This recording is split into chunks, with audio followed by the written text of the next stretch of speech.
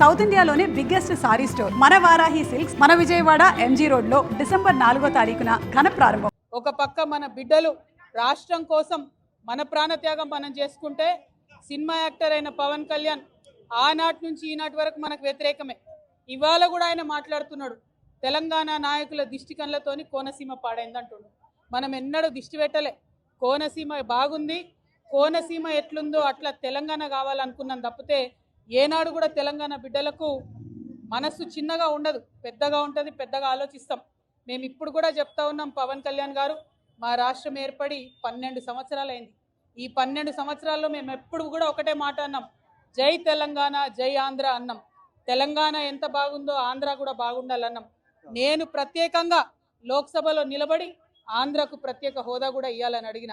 మేము తెలంగాణ వాళ్ళం ఎప్పుడు కూడా పక్కోంది గుంజుకోవాలని చూడం. పక్కోడు బాగుంటే మా కళ్ళు మండయి. మేం బాగుండాలని కోరుకుంటాం తప్పితే పక్కవాడు చెడిపోవడాలని ఎప్పుడు కోరుకోలేదు. మా ఉద్యమంలో ఒకవేళ మేము అట్లా కోరుకున్నట్టయితే ఉద్యమ స్వరూపం వేరేలాగుండే. మా బిడ్డలు ఆత్మబలిదానాలు చేసుకున్నారు తప్పితే ఒక్క పరాయి రాష్ట్రం వాడి వ్యక్తి మీద కూడా చెయ్యి ఎత్తలేదు మేము ఎప్పుడు కూడా.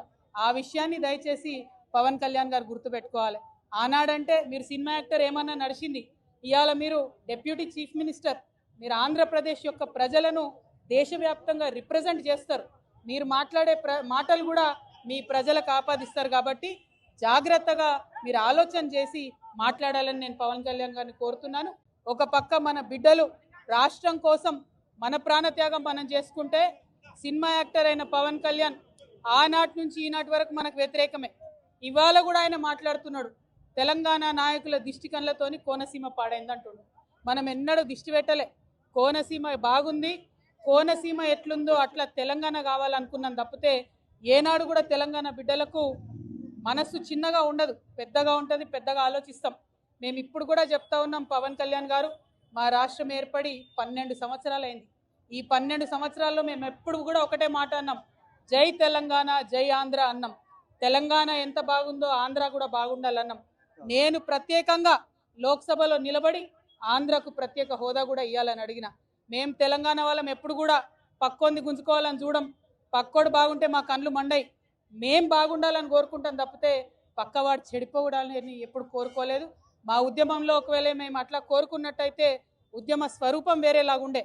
మా బిడ్డలు ఆత్మబలిదానాలు చేసుకున్నారు తప్పితే ఒక్క పరాయి రాష్ట్రం వాడి వ్యక్తి మీద కూడా చెయ్యి ఎత్తలేదు మేము ఎప్పుడు కూడా. ఆ విషయాన్ని దయచేసి పవన్ కళ్యాణ్ గారు గుర్తుపెట్టుకోవాలి. ఆనాడంటే మీరు సినిమా యాక్టర్ ఏమన్నా నడిచింది, ఇవాళ మీరు డిప్యూటీ చీఫ్ మినిస్టర్. మీరు ఆంధ్రప్రదేశ్ యొక్క ప్రజలను దేశవ్యాప్తంగా రిప్రజెంట్ చేస్తారు. మీరు మాట్లాడే మాటలు కూడా మీ ప్రజలకు ఆపాదిస్తారు. కాబట్టి జాగ్రత్తగా మీరు ఆలోచన చేసి మాట్లాడాలని నేను పవన్ కళ్యాణ్ గారిని కోరుతున్నాను.